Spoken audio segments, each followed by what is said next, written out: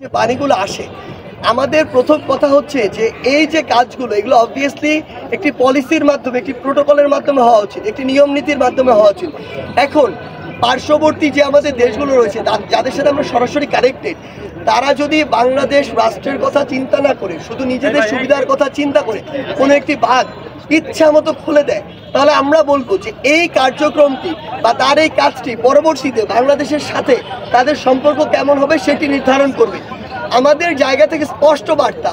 এরকম কোনো কিছু হওয়ার পূর্ব থেকেই যেন বাংলাদেশের অন্তর্বর্তীকালীন সরকারের সাথে কথা হয়, সেটির একটি লিমিট নির্ধারণ হয় এবং আমরা যেন সেটির পূর্ব প্রস্তুতি নেওয়ার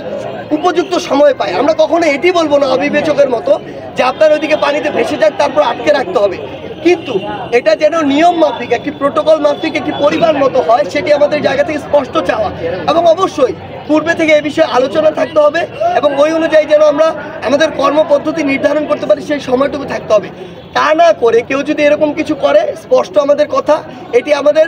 আন্তঃরাষ্ট্রের যে সম্পর্ক সেটি নির্ধারণ করবে। আর আমাদের জায়গা থেকে যদি বলি, আমরা অলরেডি একটি টিম ফর্ম করছি, যেই টিমটি অন্যান্য যদি কোনো এরিয়া এফেক্টেড হয় ওই এরিয়া যেন এখনকার অভিজ্ঞতা থেকে কাজে লাগিয়ে